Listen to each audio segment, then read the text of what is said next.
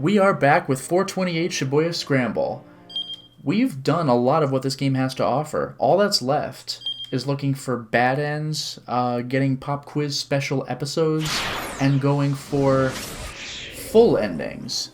And the chat wants me to go for one of the two full endings remaining in the game. So let's go for Minorikawa. And let's go all the way to...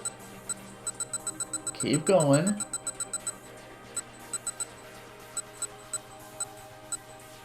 To here. Boom! A common name. Remember that? We had to go with Endo to advance the game. Minorikawa offered a guest of his own.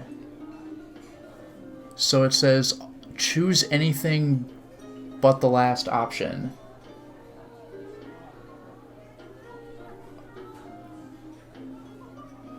I guess I'll just do Endo anyway. Toyama furrowed his brow and muttered under his breath. No, that's not right. Now I choose Nakamura. But this is the weird thing. This is something that you would never figure out. I'm gonna choose Nakamura. Nakamura! And now I'm just gonna not press anything, and I'm gonna wait for a while. I have to collect all the bad endings. Do I actually have to get the bad endings before going to that part? Well, if that's the case, then I apologize. We're not doing full end. Because I can't. That was no good. I apologize for that. In that case, chat, what should I do? Should I do bad ends, or should I do pop quiz? Hey there, Matt. Bad ends or pop quiz? What'll it be?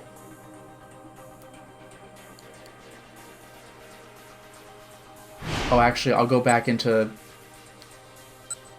jump Endo just so I can advance the game.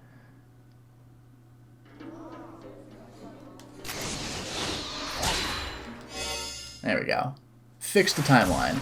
Alright, so chat, what am I doing here? Am I going to do bad ends, or am I going to do pop quiz? There we go. Did it. I saved the timeline, ladies and gentlemen. Or not. Oh, right, because yeah.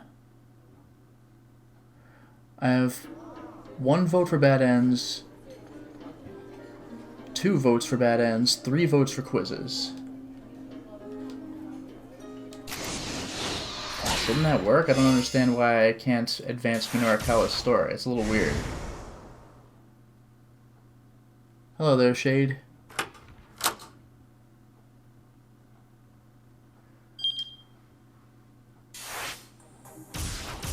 I don't know what happened with Minorikawa. I'll have to catch up to this later, I guess. That's a little distressing. But oh well. Anyway, it looks like people are going for quiz, so sure, let's go for quiz. I think that ultimately leads me to some endings anyway, so I don't really mind. That was strange, though. Oops. I guess I can't really do that, can I? Oh my god, what a reveal! I was also too shocked for words. Yeah, I messed up some endings somewhere. Because now everyone's to be continued. Except for, obviously, Osawa and Maria. I messed something up. But, alright, whatever. How do I go back to the main menu from here? Or do I actually have to do it in here? There it goes. Back to title screen.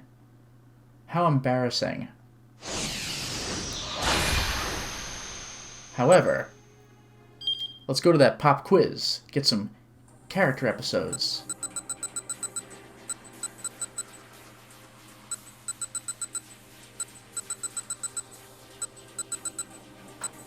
There it is, pop quiz.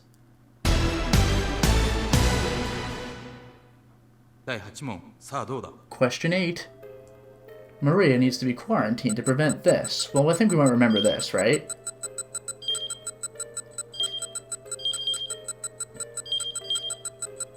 Pandemic.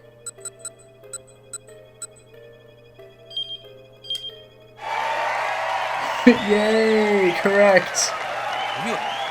I did it, I'm some kind of genius. Good night, Fakapon. Chico Oh Sookie. Yes! I haven't seen her in a long time. There are 2 sheets of paperwork here. They're printouts of material found on some underground internet site. The contents are classified information from Okoshi Pharmaceutical Company Ltd. In all likelihood, they were leaked from a PC that had been infected with some kind of spyware. Herein are the full details of the dreadful contents of those pages. Analysis results for Chico Oh Sookie, Okoshi Pharmaceutical, Research and Development Division, top secret, handle with care. Findings. It has been confirmed that a previously unknown enzyme is being produced within the body of Chico Oh Sookie, hereafter the subject. What?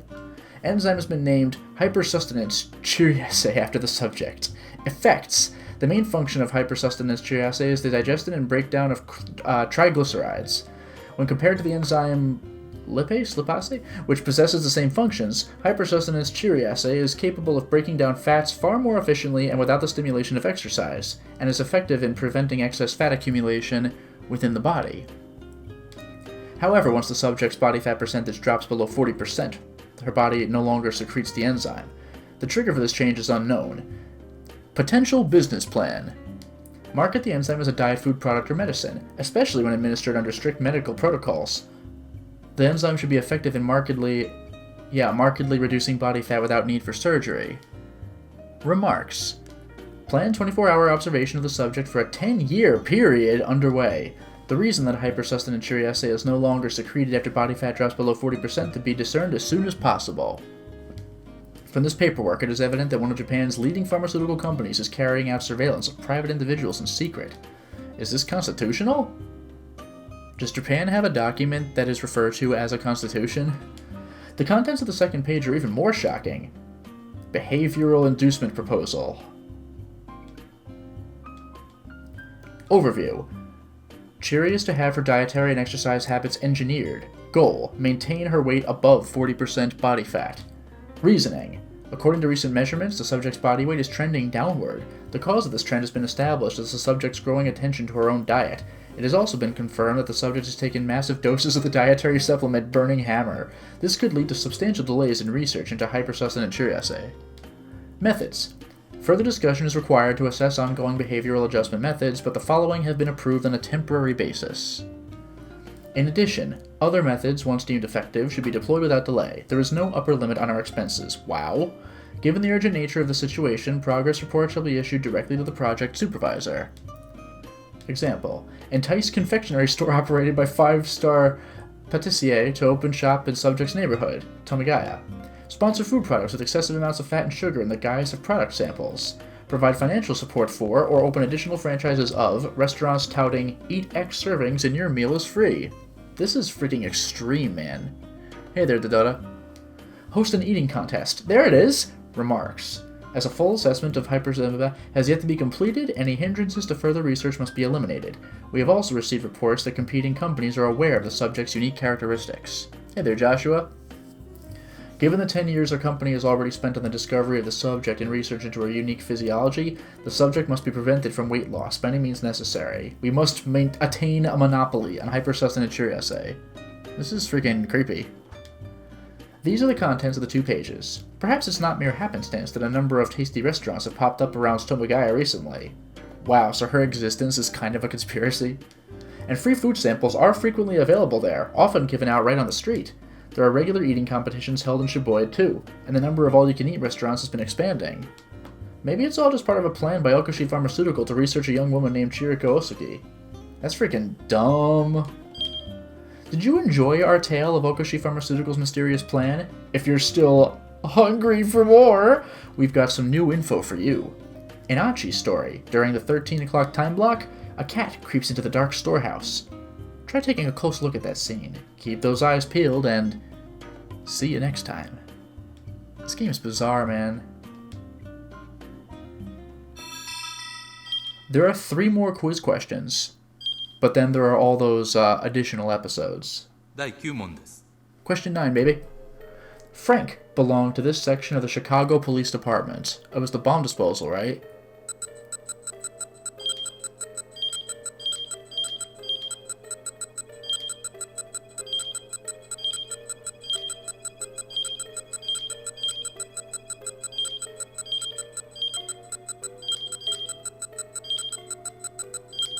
There we go, the Bomb and Arson Squad. Easy every time. Just cuts to our freaking cat.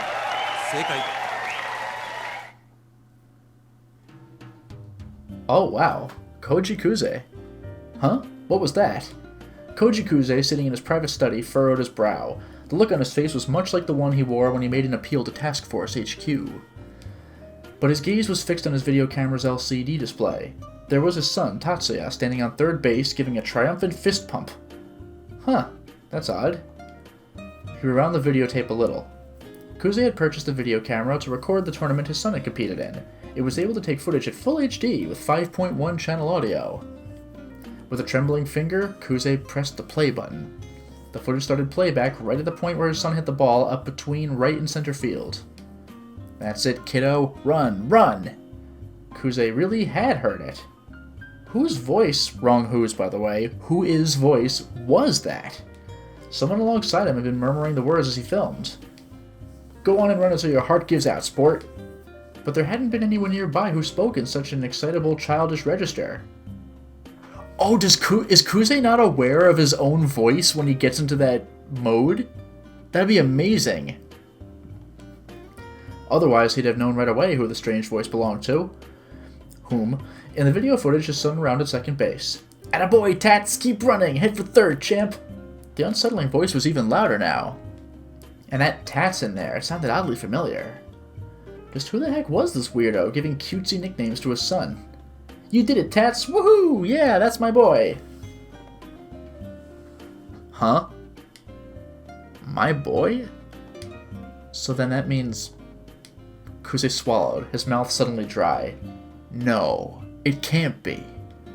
That's my voice? So he's been doing this, like, in the police force this whole time. Did he just never know? Do I really talk like that? Kuze was flabbergasted. No, my voice can't sound that way. The video camera began to shake in his hands. For the first time in his life, Kuze had been made aware of the childish squeaking he made when he got excited. To hell with this! He lifted the camera high above his head, but before he could hurl it against the floor, he reconsidered. No, he couldn't do it. His son's accomplishments were stored inside that camera. Still, he needed to make sure no one found out about his verbal affectation. If his son heard him sounding like this, Kuze would lose every shred of dignity he had as a father. Good night, Joshua. What should he do? Was there some way he could erase his voice from the tape? He thought desperately for a way. Maybe he could mask it with other sounds in editing. No, that wouldn't work. If he wiped away the crack of the bat and the cheering of the crowd and replaced it with a musical soundtrack, it would still be pretty awkward. Ooh, I don't know what to do! Kuze slumped down on the floor, buried his face in a cushion, and kicked his legs up and down. Really? At this point, they have to take the footage to one of the forensics researchers to see if they could do something with it. Hey there, Nicholas. There'd be disciplinary measures for misuse of lab time if he ever got found out, but risking that was better than letting people discover that he sounded like a hyperactive 12-year-old when he got worked up. Suddenly, the door opened. Dad, let me see that video. Kuze's son strolled into the study. No, I can't do that. Why not? Well, there's this voice. He tried to hide the camera as he rambled. A voice? Oh, that's no big deal. Kuze blinked his eyes in disbelief at his son's words. I came in here earlier and watched part of the footage already. Kuze's jaw dropped. Tatsuya, so then you heard the voice? What voice are you talking about? This time it was his son who blinked his eyes in confusion. Well, so, there's this pretty childish voice. Kuze's son broke out chuckling. Wait, Dad, did you seriously not realize that voice was yours? Huh? Dad, if you're worried about how you sound like a kid sometimes, everyone's known that for a long while. Kuze's jaw gaped even wider. Oh, come on, Tats, you gotta tell me this sort of thing sooner.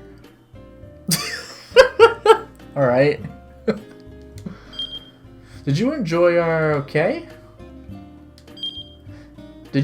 charming little look at the daily life of father and son? Well then, we've got an exciting little clue for you, kiddo!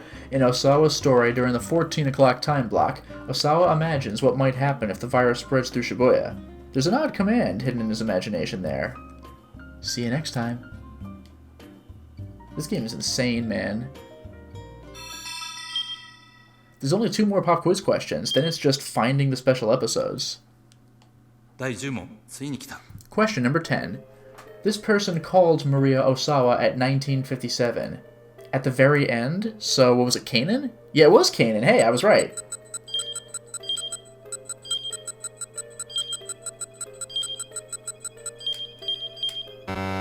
What? Oh, I spelled it wrong. How do I go back? It was 1A, then 2 A's.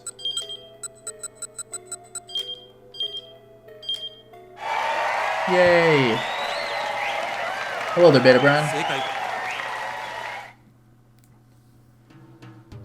Ah, nice. Koichiro Katayama. It was coming up on 12 o'clock noon, the hour of the devil. The particular devil known to the support center staff as K. The incoming call light on my phone flashed. I gulped reflexively. Then, taking a deep breath, I hesitantly pressed the Accept Call button. Thank you for calling Chun Food Service Center. This is Tanabe speaking. This is Katayama from Cho Nippon Printing. I had to swallow back the squeak that tried to rise in my throat. I'd been right on the mark. The phone call was from K indeed. Hello, he asked. Yes, how may I help you today? I'm calling about your instant ramen. Salt and chivalry? This again? I sighed inwardly. Katayama had been calling me about the same thing for close to an entire year now. Katayama. Man, this guy's such a freaking troll.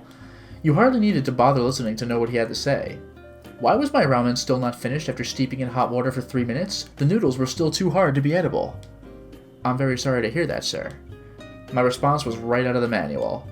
Would you be able to provide some more details, sir? I continued. I called about this same thing just last week. Did you? My apologies, sir. I tried to keep my voice as chipper as possible. Dealing with Katayama was a nuisance. He was a man driven by logic. Treating him the wrong way could lead to disaster. Some of the staff here had wound up listening to his matter-of-fact complaints for upwards of 12 hours, passing out with their phones still in their hands. Very well. For the sake of accuracy, I suppose I ought to explain again, Katayama said. If you would, sir. First, I peel open the lid. I tear open the seasoning packet and powdered soup base and sprinkle them onto the noodles. I add the hot water, close the lid, and wait 3 minutes. But the noodles are still far too hard. This was a familiar sequence of events. I had heard it before. Begging your pardon, sir, but are you perhaps beginning to eat before 3 minutes have passed? Certainly not. I wait 3 minutes exactly. Are you checking a clock when you do this?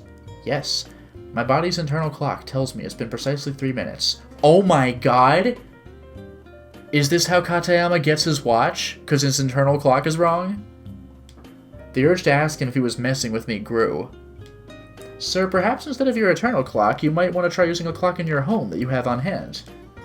I have a personal policy not to use clocks or watches outside of my work. Outside of my work, really? As I had done before, I fought off the urge to tell him what a ridiculous policy that is.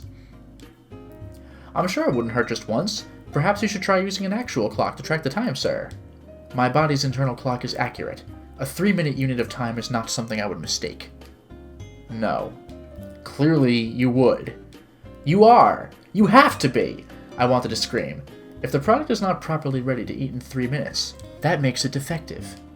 If it were possible, I would have liked to stick my head through the receiver and watch Katayama's 3-minute timing myself. I imagine the lecture I'd give him when he started eating before 3 actual minutes passed.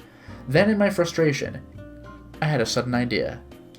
Sir, perhaps we could check your internal clock against my clock here and test whether there's any discrepancy.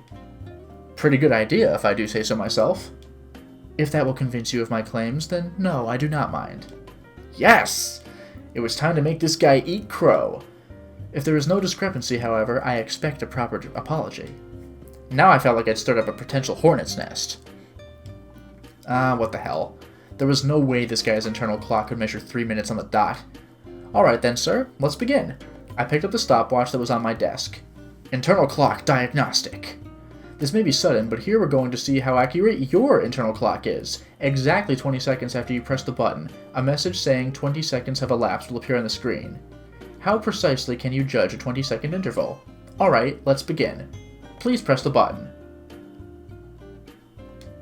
1, 2, 3, 4, 5, 6, 7, 8, 9, 10, 11, 12, 13, 14, 15, 16, 17, 18, 19. I was a little off. Okay, 20 seconds have elapsed. How did you do? Was your body's internal clock accurate? It wasn't bad. I stare in astonishment at my stopwatch. Well, Katayama asked, his voice composed. 3 minutes exactly, sir. Not a second off. It was impossible. I was trembling. So, now do you believe me? My apologies, sir. I hung my head in defeat and heard a stifled chuckle from the other end of the line. Tell your supervisor that your product is defective. And that's when it began. The folks at Shun Food's product development department began to work on a secret project. The project's name? Anti-K. Based on Katayama's incessant calls, a reworked version of Salt and Chivalry was created. The new label the team had devised listed an adjustable times based on noodle thickness and desired texture. 2 minutes for hard-boiled or thin noodles, 3 minutes for standard, 4 minutes for soft or thick noodles. That ought to shut Katayama up. The product development team was proud of its creation. Of course, even after the new version of Salt and Chivalry was released, Katayama wound up calling to complain again, but that's another story for another time. Pain in the ass. Did you enjoy our tale of the cutthroat, behind-the-scenes world of product development? Now it's time to give you some choice information. That's just common decency. In Achi's story in the 14 o'clock time block, there's a scene inside Gigo where Achi takes a punch from a debt collector. Take a good hard look right before that scene and see what happens. Keep your eyes peeled and see you next time. Ladies and gentlemen, there is only one more pop quiz question. Of course, there are still 11 more secret episodes after these 11 episodes, but you gotta find those. No pop quiz for us. Number 11 is a toughie. This method was used to crack the laboratory password. Ooh, it's not brute force. I forgot what it was called, so I'm gonna cheat. Side channel. I forgot about that. Alright.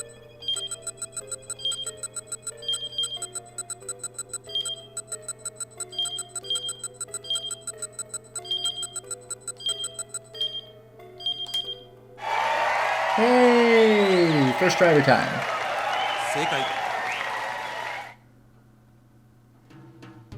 Suguru Makino.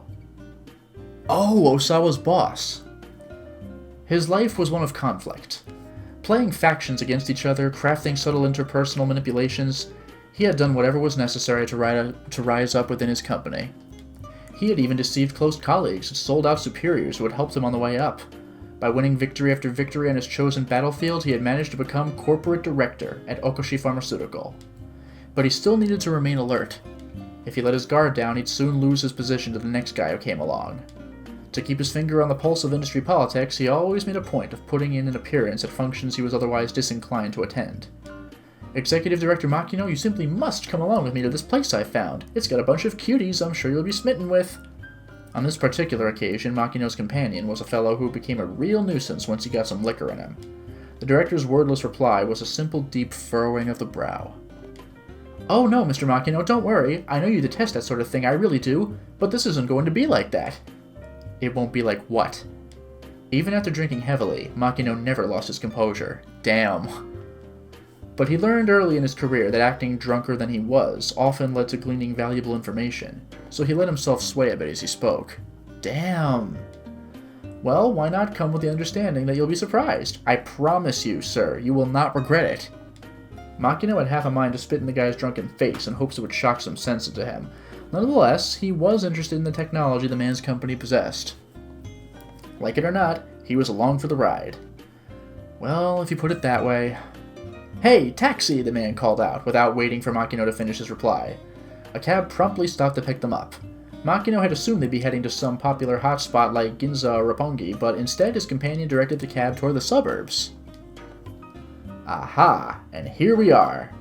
Makino was dumbfounded by the sight of their destination. They got out of the car in front of a dingy, multi-tenant building with no signage out front. Surely he hadn't been brought someplace illegal. With a wary eye, he looked over at his companion. Don't worry about it. I'm sure you'll like this place. Hey there, Danish. The man opened the door. Peering cautiously inside, Makino blinked in disbelief. What the hell? The interior design scheme was typical of an upscale cafe. Aside from the fact that there were cats all over the place. Oh, a cat cafe. What is this place? This is the cat cafe, meow meow, the man replied proudly. The cat cafe, meow meow? Makino echoed the words reflexively as he tried to process what he was seeing. Isn't it cute? The man beamed broadly. Oh. Oh my. So he wasn't kidding. A bunch of cuties. Makino felt a big, bright smile coming on. No, no, he mustn't. He quickly suppressed the urge. Makino was extremely fond of cats. Due to his wife's allergies, however, he hadn't been able to keep one of his own. Director Makino, is this not really your thing? The man had taken hold of one of the chubby cat's forepaws, posing the feline like a Lucky Cat statue. Aw, nice! No, I certainly don't dislike it. Makino managed to keep his poker face up. May I ask how you knew I liked cats? I saw the framed photo of a cat that you have in your office. Ah, I see. That silly old thing. Still maintaining his aura of calm, Makino stroked a fluffy calico's back. No, not like that, Mr. Makino. You need to pet more gently, and they like it when you rub them underneath the chin. I am well aware of that. Makino suppressed his initial response and instead offered a curt, ah, all right. Scritch. Rub, rub. Scritch. Rub, rub. The calico let out a throaty hum of contentment as Makino's fingers got busy under its chin. It was so cute. Too cute. Makino had half a mind to get down on the floor and start rolling around. Pardon us. Two young men, seemingly the managers, approached, taking care not to tread on any of the cats. The special course you requested is ready. Let's go, Mr. Makino. Makino's companion joyfully hopped to his feet. What is this special course? It's a secret. You might get a little dirty, so take off whatever clothes you can. What? Take off my clothes? What for? What in the world are you planning on doing with these cats? Makino felt an unsettling mix of anticipation and unease. Hesitantly, he followed the others into a tiny private room. Just step inside and feel free to lie down and relax. With that, the managers departed. As per his companion's instructions, Makino stripped down to his briefs and tank top. Is this just going to be a million cats, like, walking all over you? Because that'll kind of be the best. After flopping down on the floor, he could hear excited voices coming from the room next door. Ah, yes, amazing! Wait, what? Was the whole cat cafe thing just a front for some licentious backroom business? Had he been tricked? He needed to get his clothes back on right away. Sorry to keep you waiting. Abruptly the door opens and one of the managers poked his head in. Let's begin. This may be a bit ticklish, but please try to relax as much as possible and don't move too much. The manager gently set the cat he was holding atop Makino's abdomen. Oh my god, the best. Huh? Then another on his chest. One on the crook of his arm. Then one on each thigh. Wait, so then this is... Yes! It's every cat lover's dream! The manager grinned brightly. This is the special course, the cat futon. But before he knew it, Makino's entire body was engulfed in more cats than he could count. Ah. A joyful sigh escaped his lips. Now, finally, Makino knew who he truly was. Conflict was never what he truly wished for. He wanted something fluffier, softer, warmer. This is heaven. Everything I've ever wanted is right here. Makino was enraptured. The cats on top of him occasionally milled about, purring and shifting position. Whenever they did, Makino would let out a tiny little breath tinged with pleasure. Oh, kitty, kitty, kitty. Suguru Makino, age 59, executive director of Okoshi Pharmaceutical, a man who had enemies both inside and outside his company, a man who sometimes contended with the nation itself. Hobbies include the cat futon.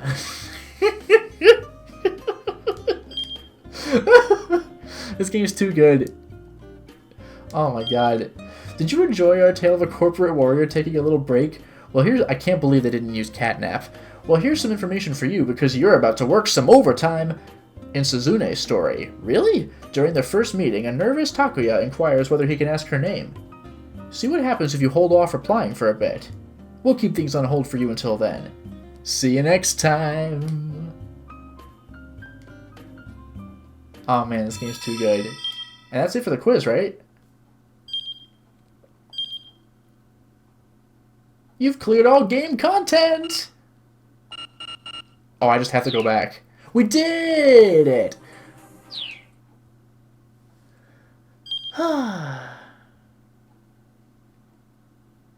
Okay, so, chat. I have a choice for you to make. Should I go hunting for bad ends, or should I go hunting for more of these little episodic stories? What's it gonna be? Secret little episodes like the ones we've just been doing? Or bad ends, working our way up from earlier in the day toward the end of the game? What's it gonna be? I leave it to you to decide. Who would have guessed that Makino's fate would be so cute? I may as well load the game, though, because whatever you do choose is going to be within the main story.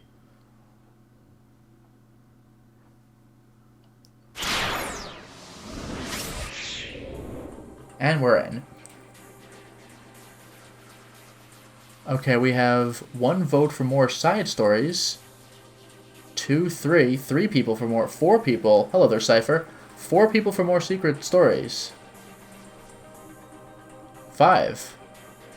6. My god, you guys are steamrolling this. Alright, okay. Special episodes, we're doing it. So how do I do this? Special episode 12. Okay, so, first thing we're going to do. We're going to go to Osawa.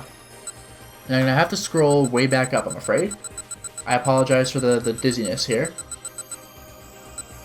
12:30. What?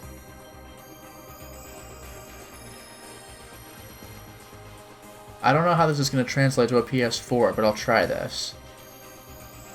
I'll just go in the frustrations. This is a secret indeed.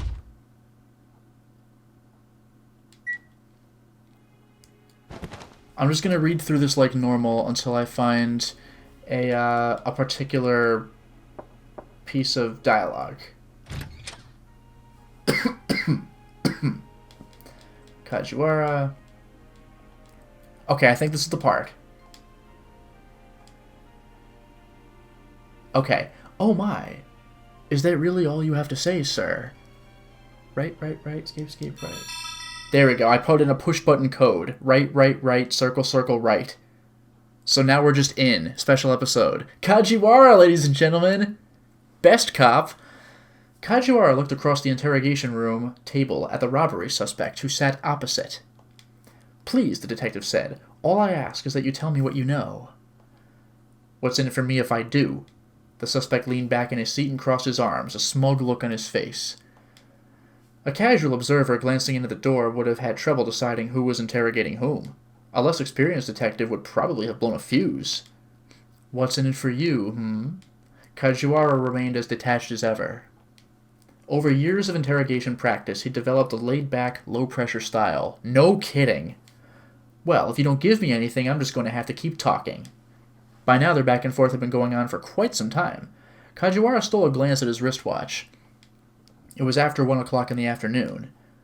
I know you didn't have lunch, so I bet you're hungry. Here, eat up. The detective produced a deep-fried curry bun from his pocket. The man eyed it dubiously. Would you prefer a banana? Asked Kajiwara. The man cracked a faint smile as he accepted the curry bun.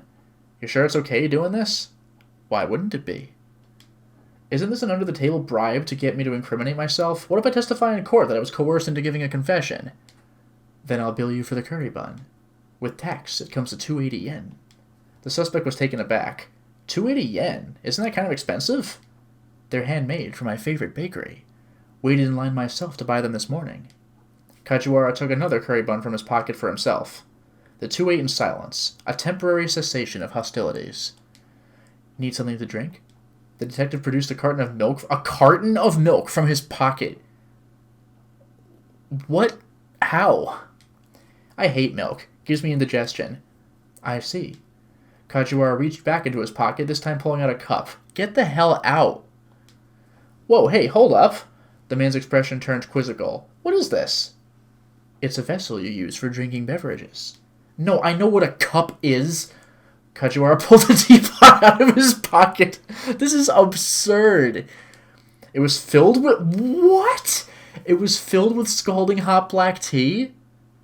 Is Kajiwara a cartoon? This shouldn't upset your stomach. Go on, have a cup. Seriously, hold on. Oh, are you not familiar with black tea either? No, that's not it. The man slammed his hands on the table and glared back at Kajiwara. What the hell's with your pockets? How much stuff do you have packed in there? How much? Shall we see? Kajiwara reached a hand into a pocket. He proceeded to pull out a comb, a handheld video game, some rice crackers, a screwdriver, a folding umbrella, a stuffed Tama plush. Ha. Wait! The man waved his arms in agitation. How the heck do you have so much stuff in there? It's quite convenient, really. That's not the point, the man shouted. The interrogation room door opened and another policeman stuck his head in. Detective Kajiwara, may I have a moment? From the look on the other officer's face, Kajiwara surmised at once what was going on. There was a new case. He stepped out of the briefing room and his colleague explained the situation. We've received a tip-off that a wanted individual has checked into Shibuya Central Hospital under an assumed name. Leaving the robbery suspect to another detective, Kajiwara prepared to head to the scene. When he got to the motor pool, however, he found that all the squad cars had been taken out. Without much other choice, he hopped onto a bicycle. Oh, really? He doesn't pull a police car out of his pocket? He took a rotating police light from his pocket and set it in the vice basket. You never know when you might need one of those. Then he pedaled away at top speed. Upon arriving at the hospital, Kajiwara hurried into the lobby. He scanned the area looking for the suspect. The individual in question was 180 centimeters tall, weighed 90 kilos, and had a big scar near one eye. Kajiwara recalled hearing that he was a former rugby player. His colleague Detective Kano had been a rugby player too. From what Kajiwara had seen, most rugby players were quite physically capable. This arrest required some finesse. Aha! The detective nearly voiced his surprise out loud. A large-statured man was sitting on one of the sofas in the lobby. Surely Kajiwara couldn't have gotten so lucky right off the bat. He quietly approached and peered at the man's face. The fellow had a big scar near his eye. There was no doubt about it. This was the wanted man. Excuse me, Kajiwara said calmly. The suspect started, then lunged forward and gave him a powerful shove. The man was even stronger than Kajiwara had imagined. The detective went sprawling onto the lobby floor. The man took off running. He was remarkably quick for someone who was supposed to be sick. Once he made it outside, he snatched Kajiwara's bicycle and zoomed away. Damn it! The detective pulled a skateboard from his pocket and went after him.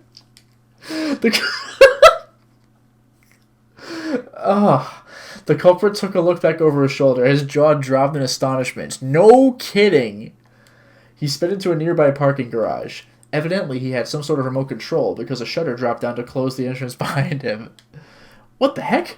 Taking a chainsaw from his pocket, Kajiwara cut through the steel shutter like it was paper. When he stepped inside, he saw that the suspect was taking the elevator to the rooftop. By the time Kajiwara reached the rooftop himself, the man had hopped over the guard fence and left to the building next door. The crook grinned at him, his face flushed with triumph. There was a good 6-meter gap between the buildings. Kajiwara would never be able to make that jump. Aha! I've got just the thing. From his pocket, the detective pulled a long rope with a grappling hook on one end. Hurdling the hook with all his strength, he hooked it to the fence of the adjoining building. Yeah! Unleashing a battle cry, the detective jumped and swung to the next building. The suspect was dumbstruck as Kajiwara stood before him. I think that's enough of this little game of tag, Kajiwara said. But there was still a glint of defiance in the criminal's eyes. He crouched low, shoulders hunched and arms at the ready. It looked like he was going to launch into a rugby tackle. Kajiwara couldn't stand up to a head-on charge from someone that big. He might well go careening over the edge of the roof to splatter on the concrete far below. Should he dodge aside then? No, if this guy was a rugby player, then that would be no easy feat. The culprit stared him down, then began to rush forward. Dodging wasn't an option. Neither was bearing the brunt of the impact, which left only one thing. Aha! Kajiwara pulled a hose from his pocket. It was the kind used by fire engines, 50 millimeters in diameter. He has a fire hose in his pocket. Take this! Just before the criminal could land the tackle, the limp hose suddenly plumped up. A massive torrent of water gushed forth? Even with pocket space, that is impossible. That is impossible. The burly man was blasted backward as if he were an empty paper bag. How did Kajiwara not shoot himself off the building with the pressure of a freaking fire hose? There's more where that came from. Kajiwara continues to unload water on the man, battering him into unconsciousness. God, thank God he's on our side. Then he looked down at the culprit lying there on the rooftop and quietly shook his head. If you hadn't tried to resist, none of this would have been necessary. Kajiwara himself was drenched head to toe with water. He reached into his pocket for his handkerchief. His hand stopped. Kajiwara sighed and shook his head. Of all the days to forget his handkerchief. Da-da-da-da-da-da. Oh, that's pretty good. I think my favorite part is probably the skateboard. That is way too stupid. He pulls out a skateboard and just rides it. Oh, man. Oh, man. Worth it. God, that was precious. Alright. Next special episode, ladies and gentlemen. Oh my god, that was amazing. Oh. Okay, Maria.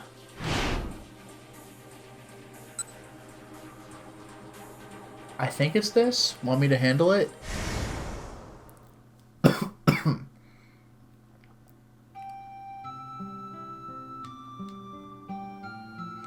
I feel a little bit guilty.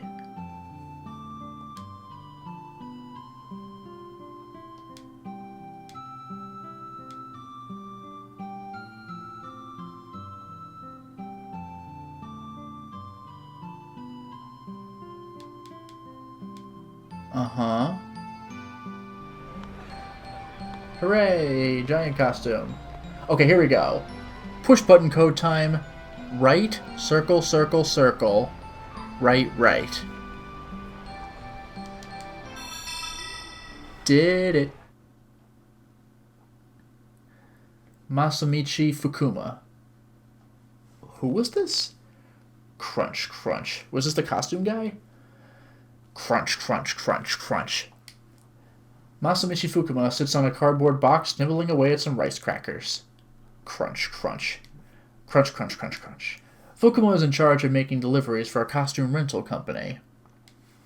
Once he gets an ordered item to his destination, his job is pretty much done. Today, his mouth is on autopilot as he stares at the big screen TV in the office. Oh, that guy! The one that Achi had to sweet-talk past. The afternoon variety show is doing a feature on the big revival concert for legendary hard rock band Z Japonica. Oh! Fukuma lets out a big yawn. There's nothing interesting in the way of news, either. He considers pretending that he has another delivery and taking the company vehicle over by Aoyama Cemetery where he could sneak a quick nap. Suddenly the door to the room swings open. Bounding through it comes a pink rabbit. Fukuma quickly stands at attention. He does this because he's afraid that the rabbit is his father. Typical. His father owns the rental company and has recently grown... No, he is the costume guy. His father owns the rental company and has recently grown so fond of mascot costumes that he's rarely seen outside of his rabbit suit. Most of his employees don't even know what he actually looks like. Whew! Sorry, I'm late. A woman's voice emerges from the rabbit's mouth, panting raspily. Now that Fukuma has calmed down enough to process things, he recalls that his father's costume is brown. It's a wild rabbit. The pink bunny costume is one the company has on hand for rental. Fukuma lets out a sigh of relief. I'm here to return this. The rabbit squirms in an attempt to remove her head, but she can't quite reach the fasteners. Here, let me help you with that. Fukuma gives her a hand and tugs the head off by the ears. The head pops off, revealing the attractive, slightly ruddy face of a young woman. Her hair is done up, and beads of sweat run down her neck. Thank you so much, that's a huge help. The pink rabbit with the girl's face smiles. Fukuma swallows. His heart skips a beat. She's perfect. Part rabbit, part human? I'm supposed to have this back by 5 p.m. Is that still okay? Fukuma checks the clock on the wall. It's coming up on 5 o'clock exactly. Yes, that's quite all right. If you could just take the costume off now? Oh, good. Relief shows on the woman's face, then just as quickly vanishes. Oh, she says in dismay. Wait, no. What's the matter? The woman looks away. The suit's really hot, so I'm not wearing a whole lot underneath. Not wearing a lot. A flurry of appealing images rushed through Fukuma's head. I'm sorry to ask, but is there a room someplace I could use to get changed? Of course, yes, a room. I can show you to a room. Shyly, Fukuma leads the young woman to a spare room. Once you're done changing, you just let me know. He gently shuts the door and then starts to head off. Oomph. A groan of discomfort stops Fukuma in his tracks. Right now, the only ones in the office are him and this young woman. He presses his ear to the door and hears the sound of a zipper being pulled down. Oh, my arms. He can hear her squirming her way free of the body piece. The arms are always the toughest part when you're new to the things. He imagines her twisting her body this way and that as she strains against the costume. Fukuma's breath quickens. Okay, let's just... Whoa! The sound of a piece of furniture being knocked over comes through the door. Are you alright, miss? Fukuma calls out hurriedly. Sorry, I just tripped. Are you hurt? I'm okay. This thing's just really hard to get off. My sweat has the fabric all stuck to my skin. Stuck to her skin with sweat? Such simple words to fiercely entice a man's fantasies. So, what should I do? She asked meekly. What should I do? What does come next? Fukuma's fantasies run all the more wild. This guy's face is perfect for this. That, just doofy, I don't know. I'm sorry, it's really awkward to have to ask this, but would you mind coming in here? There it is. Her idea, not mine. Yes. Yes, yes. Yes, of course he'll head on in. Carefully, Fukuma opens the door. The woman stands there, the rabbit suit halfway off. Her slender shoulders are exposed beneath her frowning face. He also notices that she's rather well endowed, given her slender frame. I'm sorry, I think the slipper along the back is snagged on the fabric. It won't come down. The woman turns to show her back. Her smooth, pale skin glows. Her sweat glistens in the light. Would you mind giving me a hand with this? Uh-huh. Fukuma's voice spikes unintentionally like freaking Pimple-Face Kid from The Simpsons. Uh-huh. The woman quickly whirls around. She draws her hands up to her chest. He can't take his eyes off her cleavage. Hey now, just where are you looking? No, I'm not. I'm not looking at anything. Fukuma forces himself to cover his eyes with a hand. Peeking between his fingers, he gets a glimpse of her face, red with anger. It's okay, he assures her. I know where everything is, even with my eyes closed. All right, if you'd be so kind, then. At last, she seems relieved. She turns to face the window, again presenting her back. Now's my chance. Fukuma's eyes snap back open, and he drinks in the sight of the young woman's back. You're not looking, are you? No, of course not. I could see your eyes are open in the reflection in the window. Sorry. This time Fukuma really does close his eyes, and begins groping forward in search for the zipper.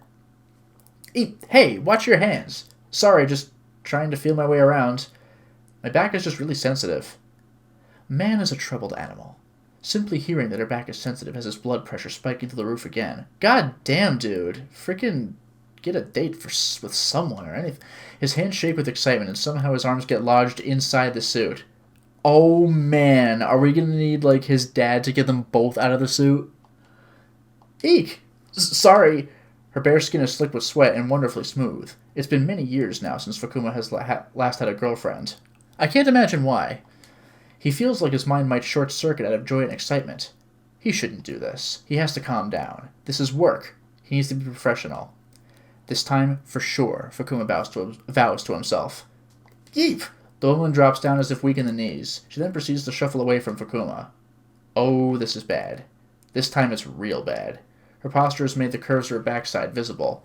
She draws on all fours toward the wall in an attempt to get away. That wasn't on purpose, Fukuma pleads.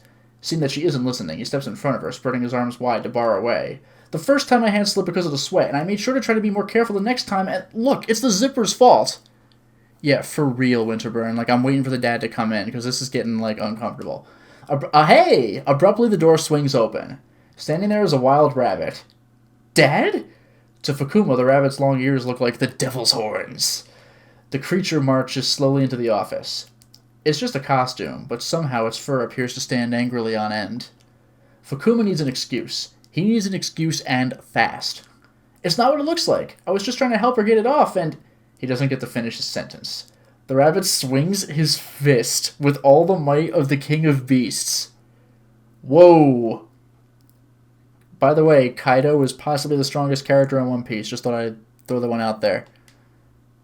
That's how it ends. A giant wild rabbit comes in and punches him in the face.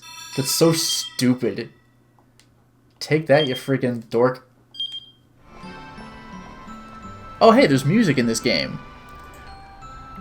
So that was that special episode. Next one. I think these are all push-button codes. Kano, 1525.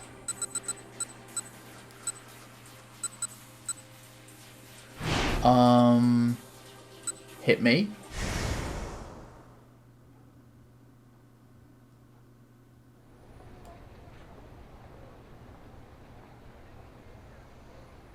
Without a word, Kano threw a punch. That stock sound.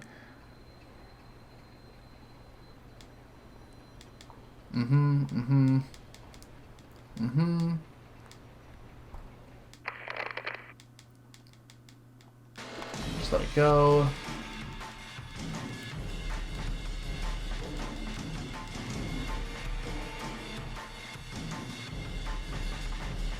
Keep going.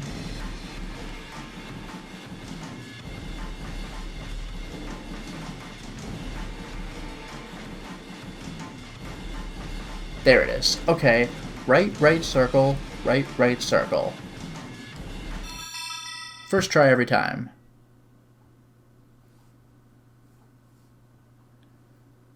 Rumi Kudo. Oh my god! She doesn't have a face except for in that blooper reel or behind the scenes reel. Special episode? I'm not sure I get what you mean by special, but you're not sharing a bunch of half-truths about my daughter with anyone. Ah, nice, Shizuo. The end. That's amazing! Oh, damn, okay. Well, that's what I'd like to say, but you've worked too hard trying to find this thing, so it'd be rude to leave you with just that. My name is Shizuo Kudo. Rumi is my only daughter. Maybe it's presumptuous of me to brag, but today, let me talk a little bit about her. I won't mince words. Rumi is beautiful. After we walked around Shibuya together today, I feel that more strongly than ever. All the other women out in the street make my Rumi look even more dazzling by comparison. That's how much her good looks stand out in a crowd. There's no end to the trouble that comes your way when you have a daughter that gorgeous. You never know where or when some low-life boyfriend might latch onto her. Still, using the techniques I fostered during my police days, keeping tabs on Rumi's daily activities isn't too difficult. When she heads someplace even slightly dangerous, I make sure to tail her from a distance in order to keep a watchful eye on her. When work doesn't let me do that, I have one of my off-duty colleagues go in my stead. Let me tell you about what happened one summer several years ago. At the time, Rumi was in high school, and she told me she was going to a fireworks festival with her friends. There were going to be tens of thousands of people at the festival. Tailing her in a crowd that size would likely be impossible. And so, I entered a bid to be the person in charge of security for the event. I drafted up a high-level security plan and got to head things up on site the day of. Thanks to that, the event went off without a hitch, and I was able to keep my Rumi completely safe. I may have gone way over the security budget, but what else was I supposed to do when my daughter's safety was at stake? No doubt there are some people who think that I go too far in my actions. And to those people, let me just make one thing abundantly clear. I most certainly do not go too far. In fact, if you saw how lovely Rumi is, you'd probably think I wasn't going far enough.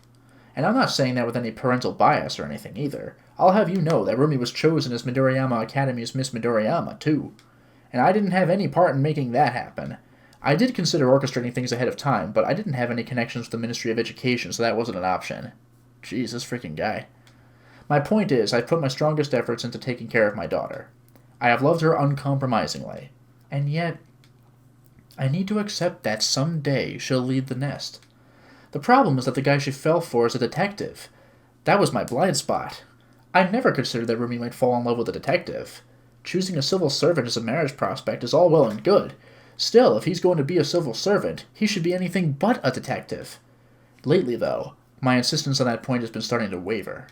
After the long years I spent working as a detective, I can tell what my girl is really thinking, with every word, every little change in expression. Rumi's feelings for her boyfriend are the real deal. She loves him from the bottom of her heart, and he's very dear to her. Maybe she even loves him more than her own father. He's the man Rumi chose. He's probably got his act together, too. The fact that he's a detective still bothers me, but I can't deny my daughter her happiness forever. When I think about how she feels, I wonder if I should let her marry him. But I'm a stubborn man. I've been opposed to their getting married this whole time. My body language says it clearly enough.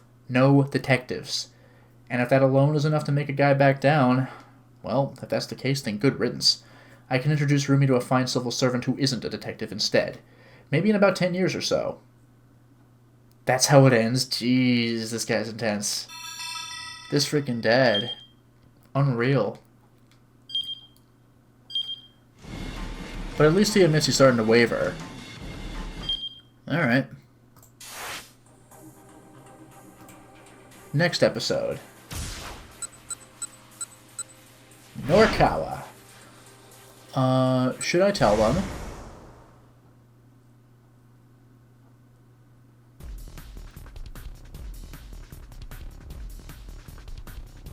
Option B.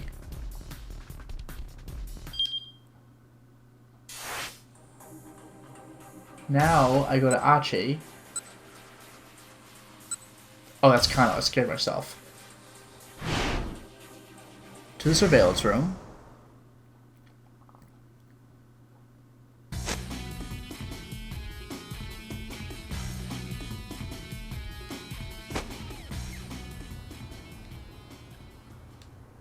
I love how I actually have to pick a bad end for this.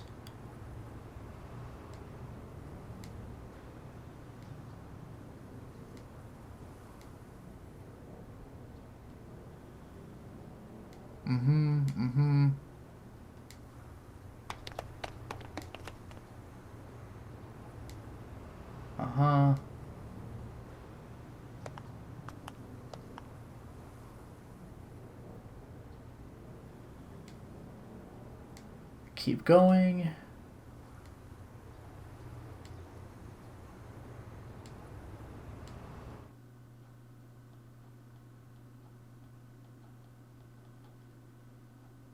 I don't know, am I missing something?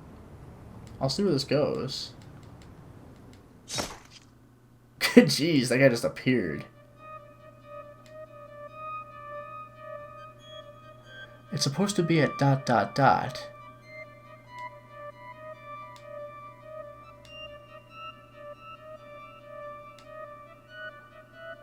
I wonder if I need to unlock the proper, like, it's not this, is it?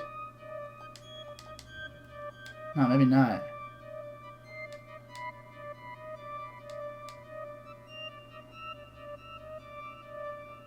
Ah, that's brutal.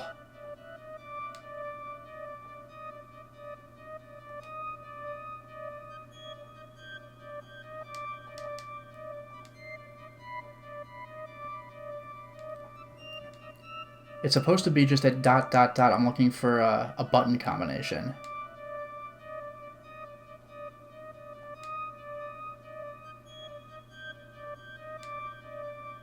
Is that just it? Bad end?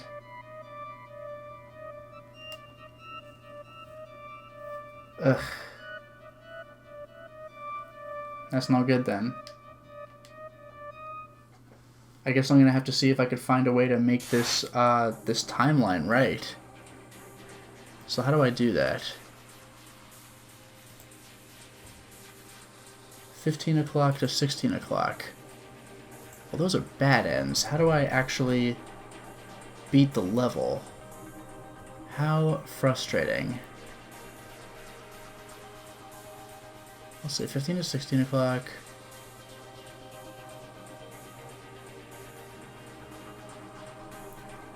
Route guideline. Now, those are bad ends. I don't want that. Completing the time block. Maybe this is it. So Achi is supposed to be 15:15, but I can't go there right now. Maria? What does Maria need to do? Let's try that.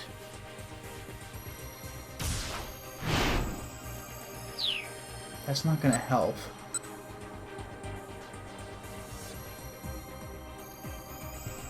Oh, what a freaking pain.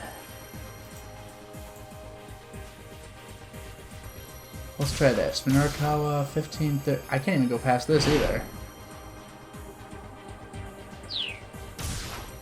I am clearly missing something. Achi's stuck. Damn. What is the proper thing for this? That's the normal end. That's not going to help me. I'm going to have to double check my freaking options. What a nuisance. If I could do this right. Where's the regular? I see bad end stuff, but I'm looking for particularly just the completion of the time block if I could find it. I see route guidelines. Those are bad ends, but I don't care about that. Route guidelines, route guidelines, route guidelines.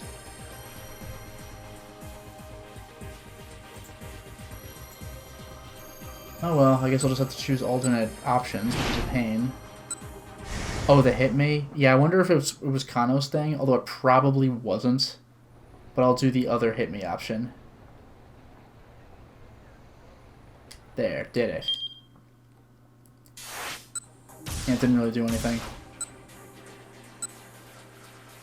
And there's just nothing I can do with Osawa except for, like, this stuff. But that's later. Maria was stuck with a bad end. What was up with that? No, I didn't do anything with this option. This shouldn't matter. The run with the gun, that shouldn't do anything. And Achi's just stuck, so it's gotta be Minorikawa. So I don't get it. Should I tell them? Select B.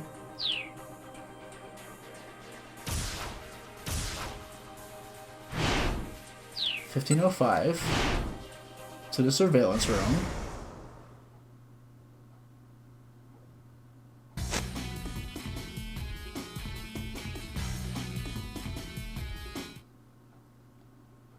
I don't see any ...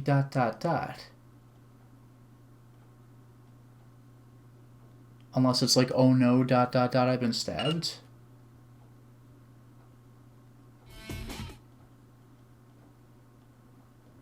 Ah, damn it. I think I'm just gonna have to read this. It's just bugging me.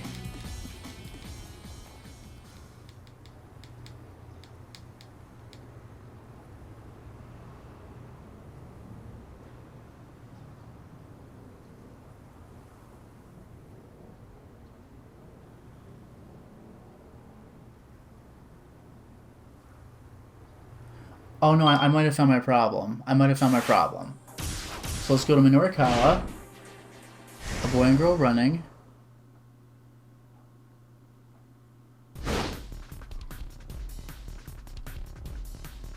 Oh wait, no, at 15 o'clock. There. Yeah, should I tell them? I just want to make sure I have this right. Yeah, he'd agreed to take on responsibility. Good. Now I go to Achi. 15:05. Surveillance room.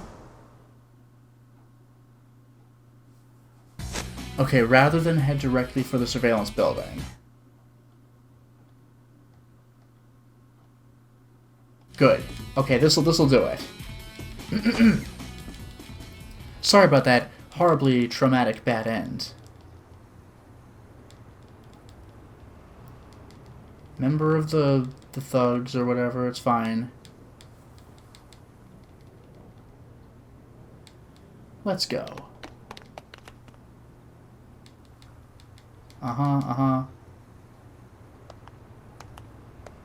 Okay, did it. Got it. I did it, ladies and gentlemen. Hey there, Nicholas. Oh yeah, this is rather entertaining. Ryoko. Oh yeah, the waitress. Ryoko Kakinuma.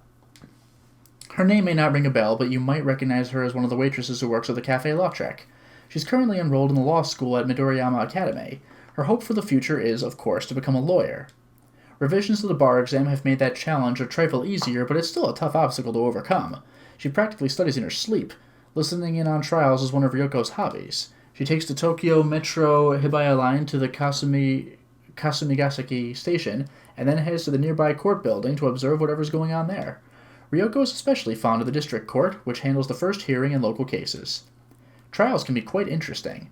They're like little dramas about human emotions and desires. But recently, in the course of her courtroom visits, Ryoko found herself with a new reason to be present. She'd caught sight of a man in the courtroom who utterly intrigued her. She wanted to approach him, wanted to talk to him, but it was never going to happen. Now then, shall we begin? His low, honeyed voice made Ryoko's heart melt. Would the defendant please come forward? The man who had so fascinated her was the presiding judge. His eyes glimmered with cool intellect, while his wild shock of hair hinted at a rugged individualism. Ryoko couldn't help it. She wanted to be closer to this man. But the judge's bench was so very far removed from the visitors' gallery. Oh, what can I possibly do to get near him? Should I sully my hands with some crime? If I did, he'd have to look me in the eyes as he rendered judgment. The more absurd Ryoko's fantasies grew, the more the judge consumed her thoughts. Today, as she waited for a court session to begin, she could think of nothing else. Ryoko sat in the visitors' gallery wearing a brightly patterned dress. Would he notice and find her change of style appealing? What if he thought it didn't suit her? She vacillated between getting worked up in a good way and in a bad way. She imagined him thinking one thing or the other. You're always in here, aren't you? Ryoko turned at the voice to see a group of middle-aged women gathered behind her. All of them had gaudily dyed hair and sported gold necklaces and rings. And who might you be? Ryoko asked, with some trepidation. You made eye contact with him earlier, didn't you? Huh? Don't play dumb, we know the score. This wasn't making any sense. What are you talking about? The women's faces abruptly turned sour. You need permission from the boss first, one of them said. Otherwise, how can we possibly maintain order? Look, I really don't know what you're getting at here. Could you explain from the beginning? Ryoko asked. The women sighed in unison. That's a newbie for you, said one. Now, we were all like that at first, said another. Very well, I suppose. Allow me to explain. One of the women stepped in front of Ryoko. We're groupies of the judges about to show off. That's amazing. Ryoko's eyes went wide. She'd never imagined that a judge could even have groupies.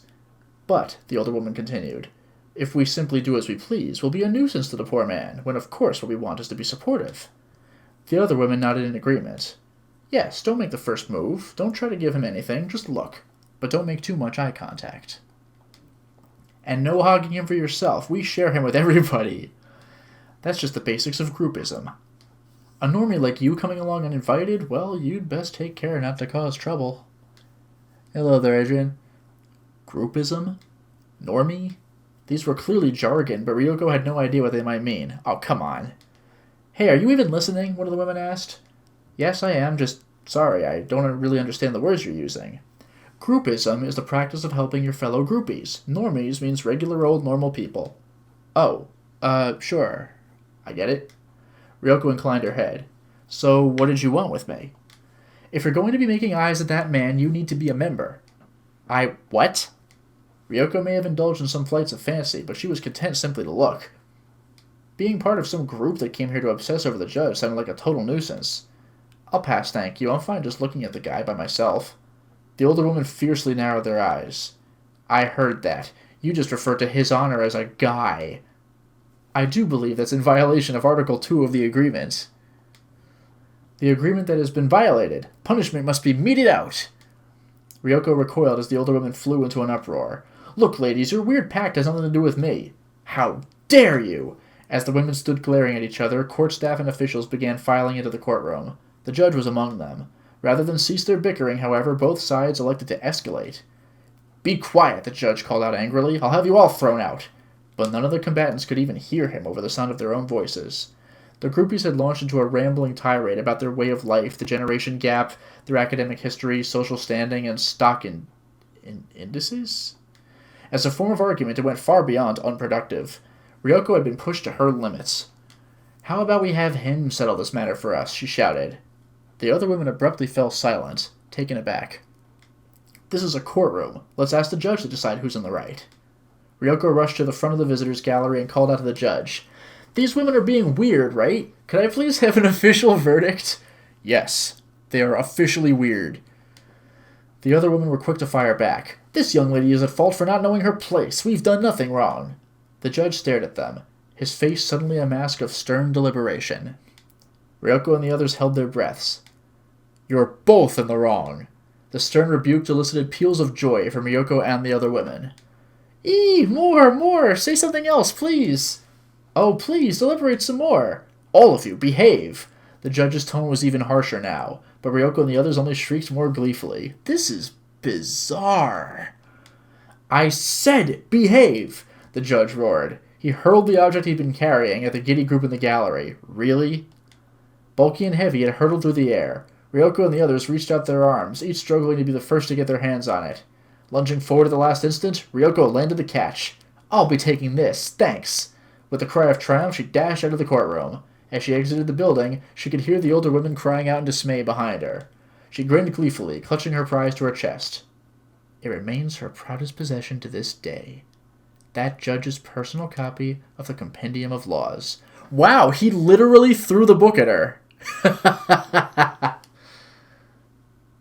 The end. Weird.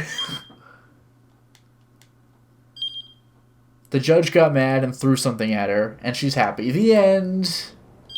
Okay. Now let me undo this decision with Minorikawa.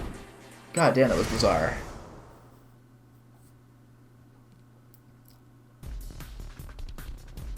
And meanwhile, the funny thing is, all we've ever seen from Ryoko in the main story is being exasperated by Minorikawa being annoying.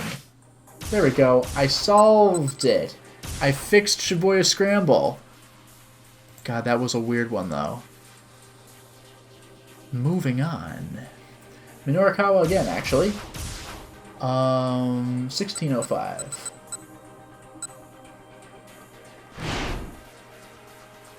The Stumbling Man.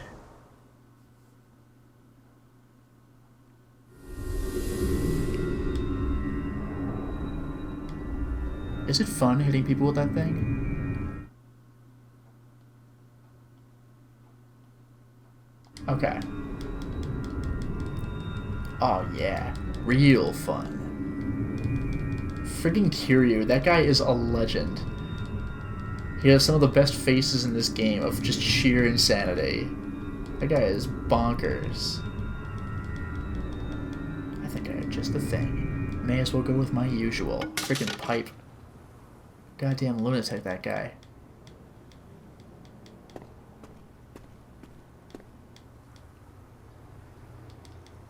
Man, what a dumbass. And ironically, he does come back and get his ass beat. Kimizuka, the hero taxi driver.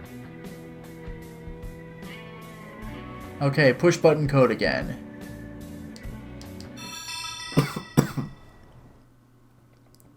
Oh, hey, Chiaki!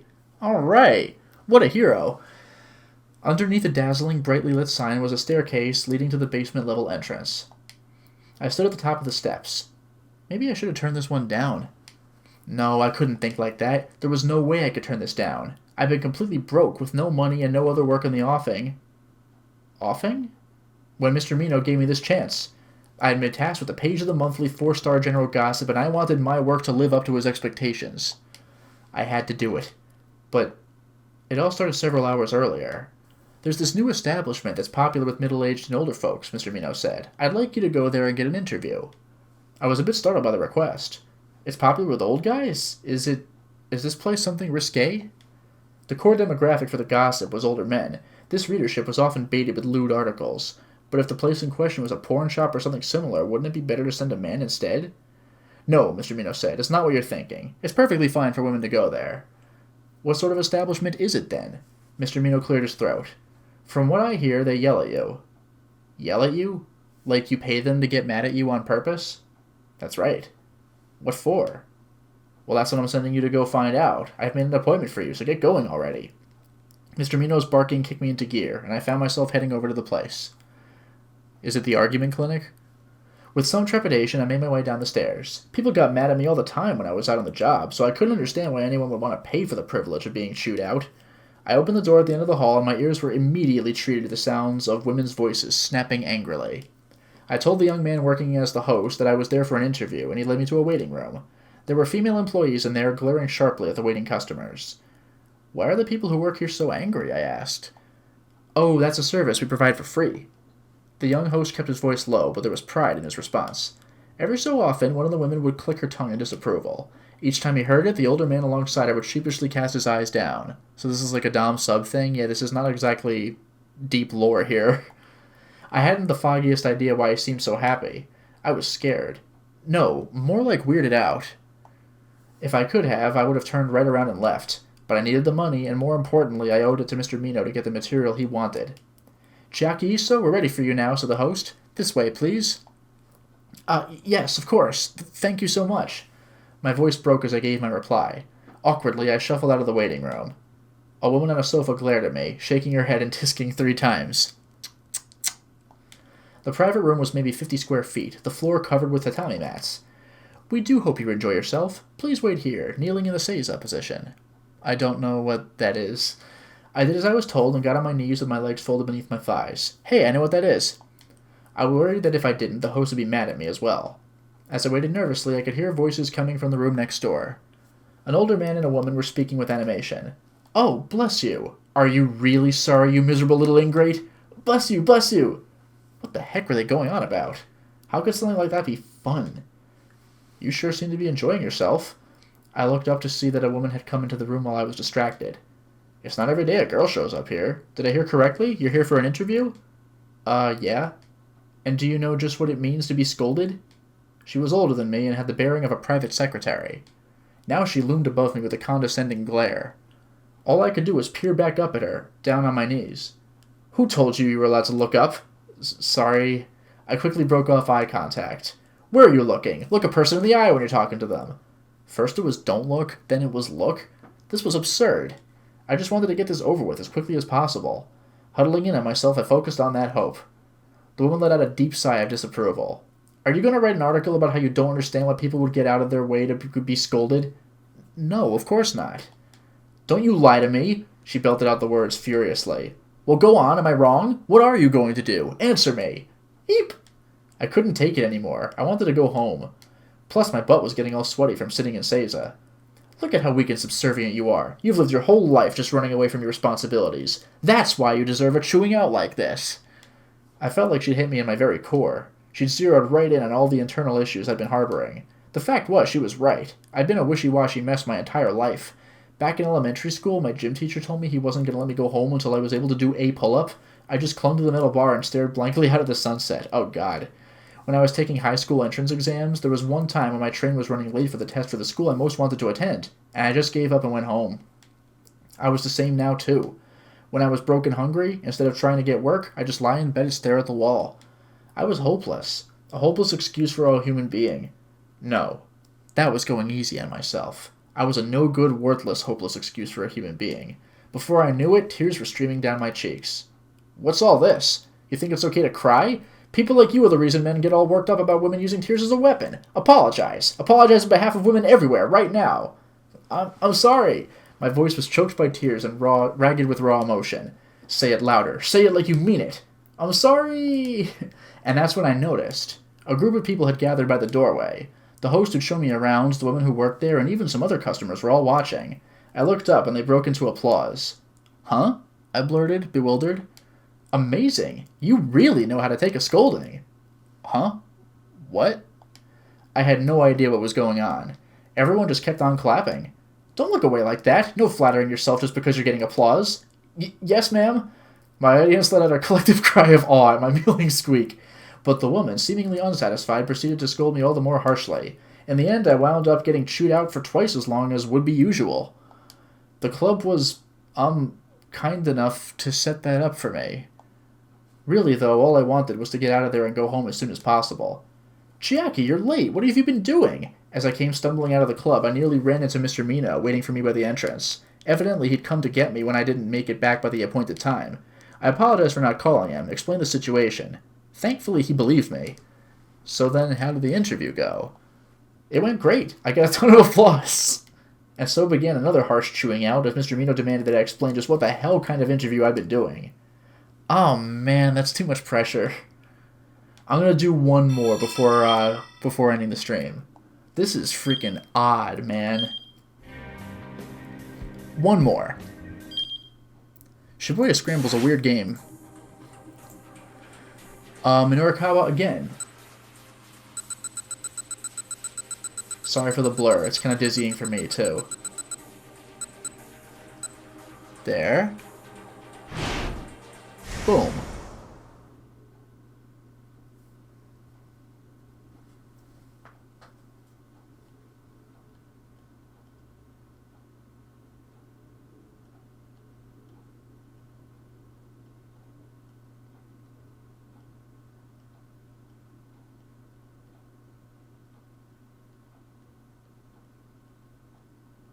Am I missing something here? Ah, there it is. How long does it take to get there? Oh, god damn it. Alright. We got reading. Hey there, Kikyo-sano. Hey there, Adrian. Oh yeah, this guy.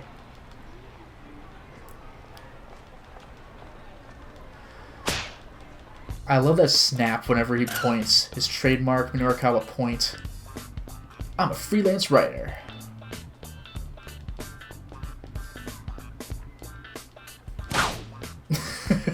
These sound effects are great.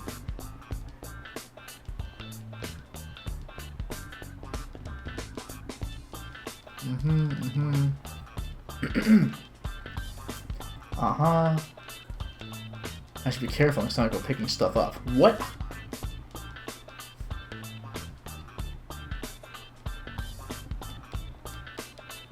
Alright, so I realize. Damn, that's so much. Oh well. Picking our way through, like you do.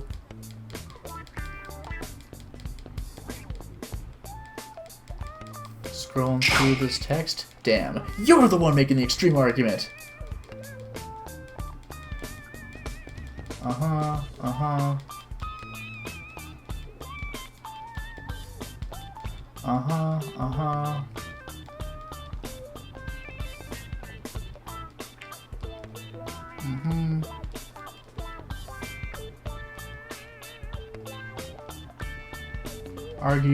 Argue.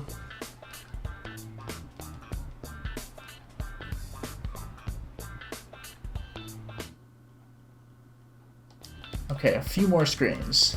Damn, I gotta work for this one.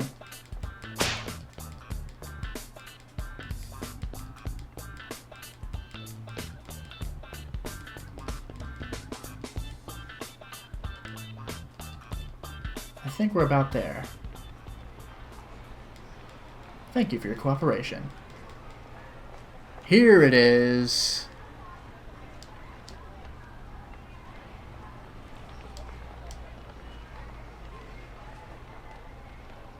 Did I miss something? There it is. Must have pressed the buttons wrong a couple times. Got it. Hey, this guy. Taisei Yasuda. The sound of fingers clacking across a keyboard echoed in the dimly lit room. As soon as he'd gotten back to his apartment after his shift at the second-hand shop, Yasuda had gone straight to his computer. Ever since he'd started his blog, his day didn't feel complete until he'd made an update. And there we go. Taking a deep breath, Yasuda read back over what he'd just written.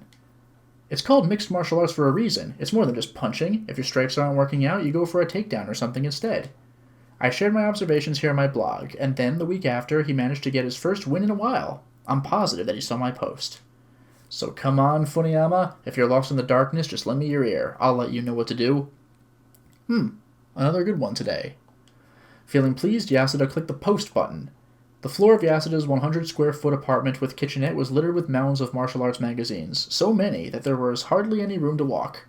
His tiny LCD TV was set to a martial arts cable network. The TV ran 24 hours a day, and he saved the footage to a hard disk recorder. And of course, once a week he would go out to see a fight and then post about it on his blog. His most recent post was typical of his combative tone.